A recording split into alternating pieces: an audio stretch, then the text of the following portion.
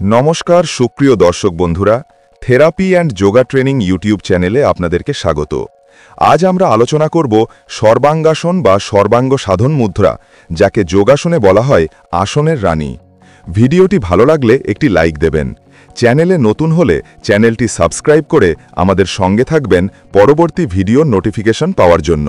সর্বাঙ্গাসন পুরো শরীরের অঙ্গপ্রত্যঙ্গ মাথা থেকে পা পর্যন্ত সমানভাবে সক্রিয় করে এই আসন। নিয়মিত অনুশীলনে এটি থাইরয়েড গ্রন্থি ও হরমোনের ভারসাম্য রক্ষা করে, রক্ত সঞ্চালন বাড়ায়, মস্তিষ্ককে প্রশান্ত করে এবং ত্বক ও চুলে এনে দেয় স্বাভাবিক উজ্জ্বলতা। তবে মনে রাখবেন, এই আসনের সঠিক পদ্ধতি, সতর্কতা এবং যাদের জন্য এটি নিষেধ সব কিছু জেনে নেওয়া অত্যন্ত জরুরি। চলুন বিস্তারিত ধাপে ধাপে দেখি কিভাবে নিরাপদে ও কার্যকরভাবে সর্বাঙ্গাসন অনুশীলন করা যায়। আমরা দুটি পর্যায়ে এই যোগাসনের উপকারিতা আলোচনা করব, একটি শারীরিক পর্যায়ে এবং একটি মানসিক পর্যায়ে। শারীরিক উপকারিতা: ১. থাইরয়েড ও প্যারাথাইরয়েড গ্রন্থি উদ্দীপিত করে হরমোনের ভারসাম্য ঠিক রাখে। ২. মাথা, চোখ ও মুখমণ্ডলে অক্সিজেন সমৃদ্ধ রক্তপ্রবাহ বাড়িয়ে মস্তিষ্ককে পুষ্টি যোগায়। ৩. হৃৎপিণ্ডকে বিশ্রাম দিয়ে রক্ত সঞ্চালন উন্নত করে। ৪. উদরের অঙ্গ ও স্নায়ু উদ্দীপিত করে হজম শক্তি বাড়ায় ও কোষ্ঠকাঠিন্য দূর করে। ৫. বক্ষস্থল প্রসারিত করে ফুসফুস শক্তিশালী করে ও শ্বাস-প্রশ্বাসের ক্ষমতা বাড়ায়। ৬. মুখের ত্বক উজ্জ্বল করে ও চুলের গোড়ার পুষ্টি বাড়িয়ে চুল পড়া কমায়। ৭. লিম্ফ্যাটিক সিস্টেম সক্রিয় করে শরীরের টক্সিন দূর করে রোগ প্রতিরোধ ক্ষমতা বাড়ায়। ২ নম্বর, মানসিক উপকারিতা: ৮. মস্তিষ্কে রক্তপ্রবাহ বাড়িয়ে স্ট্রেস ও উদ্বেগ কমায়। ৯. মনোযোগ, স্মৃতিশক্তি ও মানসিক একাগ্রতা বৃদ্ধি করে। অর্থাৎ আমরা সংক্ষেপে যদি এর উপকারিতা বলি তবে তা হল এই যে থাইরয়েড ও প্যারাথাইরয়েড গ্রন্থির কাজ ভালো হয়। এই বিষয়টা নিয়ে আমরা কিছুক্ষণ পরে আলোচনা করব। এরপরে মুখে বলিভাব বা বয়স বেশি হলেও চামড়া কুঁচকে যায় না, মুখের উজ্জ্বলতা বাড়ে, চুলের গোড়া শক্ত হয় এবং পাকা চুল ধীরে ধীরে কালো হতে শুরু করে। হজম শক্তি বৃদ্ধি করে, কোষ্ঠকাঠিন্য রোগ ভালো হয়, স্মৃতিশক্তি ও মানসিক একাগ্রতা বৃদ্ধি পায়, শরীর থেকে টক্সিন দূর করে ইত্যাদি। এইবার আমরা এই সর্বাঙ্গাসন বা সর্বাঙ্গ সাধন মুদ্রার বিশেষ যে উপকারিতা তা নিয়ে আমরা আলোচনা করব, অর্থাৎ থাইরয়েড গ্রন্থি। সর্বাঙ্গাসনে সবথেকে বেশি যে উপকারিতা পাওয়া যায় তা হল থাইরয়েড গ্রন্থি। থাইরয়েড গ্রন্থিকে যোগাসনের ভাষায় বলা হয় ইন্দ্র গ্রন্থি বা যৌবন গ্রন্থি।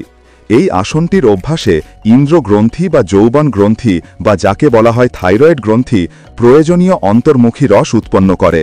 থাইরয়েড গ্রন্থির অন্তর্মুখী রসই শরীরের দূষিত পদার্থ নষ্ট করে, শরীরের সমস্ত রোগ জীবাণু নষ্ট করে, শরীরকে যৌবন শক্তিতে পূর্ণ রাখে। এই থাইরয়েড গ্রন্থি কণ্ঠদেশে অবস্থিত। আয়ুর্বেদ শাস্ত্রে মকরধ্বজ ঔষধের প্রধান উপাদান হল পারদ। পারদ যৌবন গ্রন্থি বা থাইরয়েড গ্রন্থি উজ্জীবিত করে সেখান থেকে অন্তর্মুখী রস উৎপন্ন করতে সাহায্য করে। এই মকরধ্বজ সম্পর্কে ব্যাখ্যা আপনি গুগলে সার্চ করে দেখে নিতে পারেন। অর্থাৎ এই ঔষধটি খেয়ে আমরা যে উপকার পাই সেই উপকারিতা আমরা সর্বাঙ্গাসন অভ্যাসে লাভ করি। এই মকরধ্বজ সম্পর্কে আমরা অন্য ভিডিওতে বিস্তারিত আলোচনা করব। যৌবন গ্রন্থি বা থাইরয়েড গ্রন্থির দুর্বলতার লক্ষণগুলি: ১. দাঁতগুলি পরিষ্কার নয়, এলোমেলো ও আঁকাবাঁকা হয়। সামনের দাঁত দুটি অস্বাভাবিক বড় হয়। মাতৃদুগ্ধের সহিত এই থাইরয়েড গ্রন্থির অন্তর্মুখী রস যদি কোনো শিশু ভালোভাবে না পায় তাহলে দাঁতের এই অবস্থা হয়। ২. মাতৃদেহে এই রসের ঘাটতি থাকলে জন্মগত শিশুর দাঁত উঠতে দেরি হয়, দাঁতে পোকা লাগে। এই সব শিশুর সর্দি কাশি সবসময় লেগে থাকে, বয়স বাড়লেও ঠান্ডা সহ্য করতে পারে না, ফলে ইনফ্লুয়েঞ্জা, টাইফয়েড, নিউমোনিয়া প্রভৃতি রোগে আক্রান্ত হয়ে পড়ে। ৩. যৌবন গ্রন্থি বা থাইরয়েড গ্রন্থির দুর্বলতার জন্য মাথার চুল পড়ে যায়, অকালে চুল পাকতে শুরু করে, ভরা যৌবনেই দাঁত নড়ে ও পড়ে যায়। ৪. শরীরে বলি পড়ে। বলি অর্থাৎ চামড়া কুঁচকে যাওয়া। শরীরে রক্তের চাপ স্বাভাবিক থাকে না, শরীর সর্বদা দুর্বল বোধ হয়, যখন তখন মাথা ঘোরে, মাথার যন্ত্রণা হয়। ৫. যৌবন গ্রন্থি বা থাইরয়েড গ্রন্থির দুর্বলতার কারণে দৃষ্টিশক্তি কমে যায়, অল্প পরিশ্রমে শরীর ক্লান্ত হয়ে পড়ে।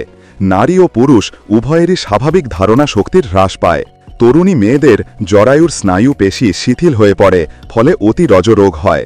ভয়াবহ কোষ্ঠবদ্ধতা শুরু হয়, হজমের শক্তি কমে যায়। ৬. এই গ্রন্থির দুর্বলতার জন্য শরীরে অস্বাভাবিক মেদ বৃদ্ধি পায়। এই গ্রন্থির অন্তর্মুখী রস ঠিকমতো নিঃসরণ না হলে স্তনগ্রন্থির যথোচিত আকার ও দুগ্ধ নিঃসরণ ক্ষমতা ঠিক থাকে না। এই রসের আংশিক অভাবে মেয়েদের স্তন শুকিয়ে যায়। এই সব মাতার সন্তান কখনো বলিষ্ঠ হয় না এবং তারা সহজেই রোগাক্রান্ত হয়ে পড়ে। উপরে উল্লেখিত যে সমস্ত ব্যাখ্যা দেয়া হলো, এই সব কিছুর সমতা ঠিক রাখতে পারে একমাত্র সর্বাঙ্গাসন। সেই কারণে এই সর্বাঙ্গাসন বা সর্বাঙ্গ সাধন মুদ্রাকে যোগশাস্ত্রে বলা হয় আসনের রানী।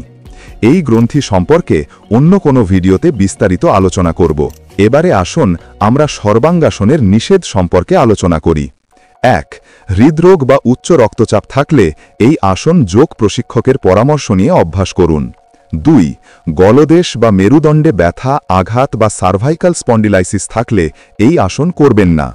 3. চোখের উচ্চচাপ, গ্লুকোমা বা রেটিনার সমস্যা থাকলে যোগ প্রশিক্ষকের পরামর্শ নিয়ে অভ্যাস করুন। 4. থাইরয়েডের হাইপার ফাংশন বা হাইপার থাইরয়েডিজম থাকলে যোগ শিক্ষকের পরামর্শ নিয়ে অভ্যাস করুন। 5. গর্ভাবস্থায় বা সদ্য প্রসূতি অবস্থায় এই আসন করা উচিত নয়। 6. কানের ভেতরের রোগ বা ভার্টিগো থাকলে এই আসন সতর্কতার সঙ্গে অভ্যাস করুন। 7. মেয়েদের মাসিক চলাকালীন সময়ে কিছুদিন এই আসন অভ্যাস বন্ধ রাখবেন। এই আসনের কিছু সতর্কতা সম্পর্কে এবার আমরা জেনে নিই। 1. প্রথম দিকে প্রশিক্ষকের তত্ত্বাবধানে অনুশীলন করা উচিত। 2. গলা, কাঁধ ও মেরুদণ্ড গরম করে নেওয়া প্রয়োজন, অর্থাৎ উপযুক্ত ওয়ার্ম আপ। 3. গলার পেছনে ভাঁজ করা কম্বল বা নরম সাপোর্ট ব্যবহার করলে চাপ কম পড়ে। 4. আসনের সময় স্বাভাবিক শ্বাস নিন, শ্বাস রোধ করা যাবে না। 5. প্রথমে 20 থেকে 30 সেকেন্ড ধরে শুরু করে ধীরে ধীরে 3 থেকে 5 মিনিটে অভ্যাস করুন। 6. আসন থেকে নামার সময় ধীরে ধীরে নেমে আসুন, হঠাৎ নেমে গেলে গলায় টান পড়তে পারে। 7. সর্বাঙ্গাসনের পরে মৎস্যাসন বা শবাসনে বিশ্রাম নিন, যাতে গলার চাপ মুক্ত হয়। সর্বাঙ্গাসনের সম্পূর্ণ পদ্ধতি ধাপে ধাপে সহজভাবে দেয়া হলো, যাতে শুরুর অনুশীলনকারীরাও পরিষ্কারভাবে বুঝতে পারেন। 1. প্রথমে যোগ ম্যাটে শবাসনের মতো চিত মেয়ে শুয়ে পড়ুন। এরপর হাত দুটো শরীরের পাশে রাখুন এবং তালু মেঝে স্পর্শ করে রাখুন। শ্বাস স্বাভাবিক রাখুন, মন শান্ত করুন। 2. এরপর শ্বাস নিতে নিতে ধীরে ধীরে 2 পা একসঙ্গে উপরের দিকে তুলুন। পেট ও পিঠ শক্ত রাখুন, হঠাৎ না তুলে ধীরে তুলুন। 3. এবার 2টি পা 90 ডিগ্রি অর্থাৎ সোজা আকাশের দিকে তুলুন। কোমরের নিচে চাপ কমাতে হাত দিয়ে সামান্য সাপোজ নিতে পারেন। 4. এবার হাতের কোণই মাটিতে রেখে কোমর আস্তে আস্তে উপরের দিকে তুলুন। হাত দিয়ে পিঠ ধরে সাপোর্ট দিন, যাতে শরীর সোজা থাকে। 5. শরীর সম্পূর্ণ সোজা রাখুন, পা মাটির সাথে লম্বভাবে থাকবে। থুতনি হালকাভাবে বুকের কাছে থাকবে। চোখ বন্ধ বা নরম দৃষ্টি রাখুন, শ্বাস স্বাভাবিক নিন। 6. এইভাবে শুরুর দিকে 20 থেকে 30 সেকেন্ড থাকুন। ভালোভাবে অভ্যাস হলে ধীরে ধীরে 3 থেকে 5 মিনিট পর্যন্ত বাড়ানো যায়। 7. 20 থেকে 30 সেকেন্ড ধরে রাখার পর পা মাথার দিকে সামান্য ঝুঁকিয়ে কোমর ধীরে নামান। তারপর মেরুদণ্ডের অংশ ধীরে মাটিতে নামিয়ে পা সোজা করে শবাসনে বিশ্রাম নিন।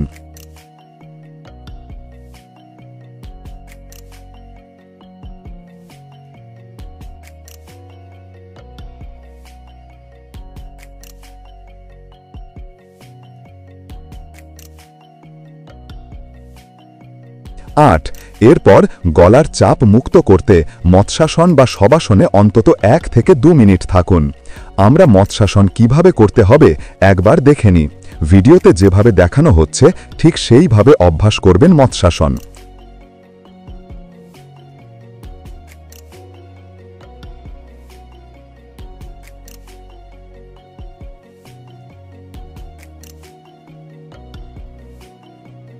এরপরে আমরা দেখে নিই শবাসন। ভিডিওটা দেখানো আসনটাই হলো শবাসন। অতিরিক্ত কিছু সতর্কতা। শুরুতে নরম ভাঁজ করা কম্বল গলার নিচে দিলে গলার চাপ কম পড়বে। সর্বাঙ্গাসনের পরে ভারী কাজ বা তৎক্ষণাৎ খাবার খাবেন না। প্রতিদিন একই সময়ে অনুশীলন করলে ফল দ্রুত মিলবে। আজকের ভিডিওটি এখানেই শেষ করছি। ভিডিওতে একটি লাইক দেবেন। আপনারা যে বিষয়ে ভিডিও চান কমেন্ট করে জানাতে ভুলবেন না। ভিডিওটি গুরুত্বপূর্ণ হলে আপনার বন্ধু বান্ধব ও আত্মীয় স্বজনদের মধ্যে শেয়ার করুন। চ্যানেলে নতুন হয়ে থাকলে সাবস্ক্রাইব করে আমাদের সঙ্গে থাকুন। সকলের সুস্থ থাকবেন, ভালো থাকবেন। দেখা হচ্ছে পরের ভিডিওতে। নমস্কার।